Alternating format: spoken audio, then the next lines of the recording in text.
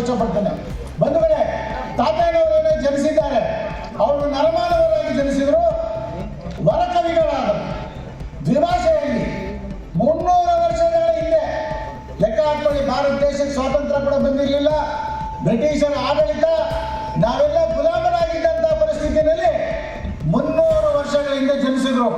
110 ವರ್ಷ ಸಾರ್ಥಕ ಜೀವನ ಮಾಡಿದ್ರು. 110 ವರ್ಷ ಸಾರ್ಥಕ ಜೀವನದಲ್ಲಿ ಅವರು ರಚನೆ ಮಾಡಿದಂತಹ ಕೀರ್ತನೆಗಳು ಪ್ರತಿ ಗ್ರಾಮಕ್ಕೂ ಮುಟ್ಟುವ ರೀತಿಯಲ್ಲಿ 6 ಭಾಷೆಯಲ್ಲಿ, ತೆಲುಗು ಮತ್ತು ಕನ್ನಡದಲ್ಲಿ, ದ್ವಿಭಾಷೆಯಲ್ಲಿ. ಆಗ ಯಾವುದೇ ರೀತಿಯಂತಹ 300 ವರ್ಷಗಳ ಹಿಂದೆ ಕರ್ನಾಟಕ, ಆಂಧ್ರ, ತಮಿಳುನಾಡು ಅಂತಿರಲಿಲ್ಲ.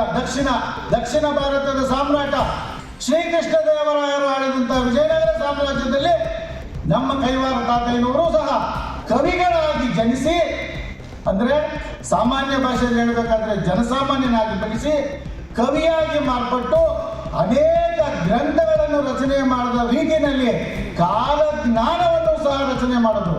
ಬಂಧುಗಳೇ, ಇವತ್ತು ಆ ಕಾಲಜ್ಞಾನಕ್ಕೆ ಕೇಂದ್ರ ಸಾಹಿತ್ಯ ಜ್ಞಾನಪೀಠ ಪ್ರಶಸ್ತಿಯನ್ನು ಕೊಡಬೇಕು ಅಂತೇಳಿ ನಮ್ಮ ಈ ಒಂದು ವೇದಿಕೆಯ ಮುಖಾಂತರ ಕೇಂದ್ರ ಸರ್ಕಾರಕ್ಕೂ ಸಹ ನಾವು ಒತ್ತಾಯ ಮಾಡ್ತಾ ಇದ್ದೇವೆ.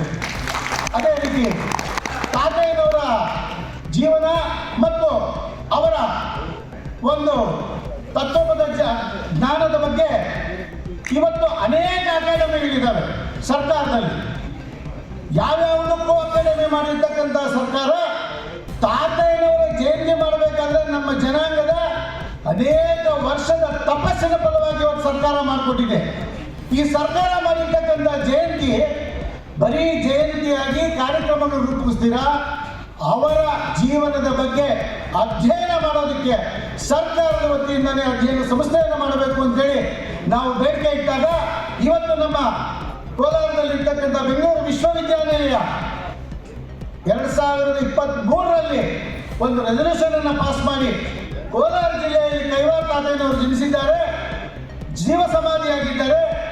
ಅವರು ರಚನೆ ಮಾಡಿರ್ತಕ್ಕಂಥ ತತ್ವಪದ ಜ್ಞಾನವನ್ನ ಮುಂದಿನ ಪೀಳಿಗೆಗೆ ತಗೊಂಡೋಗ್ಬೇಕು ದೃಷ್ಟಿಯಲ್ಲಿ ಒಂದು ಅಧ್ಯಯನ ಪೀಠವನ್ನು ಮಾಡಿ ಅಂತೇಳಿ ಕರ್ನಾಟಕ ಸರ್ಕಾರಕ್ಕೆ ಬರೆದಿದ್ರು ಸಹ ಇಂದಿನವರೆಗೂ ಯಾವುದೇ ರೀತಿಯಾದಂತಹ ಬಿಡಿಗಾಸನ್ನು ಸರ್ಕಾರ ಕೊಟ್ಟಿಲ್ಲ.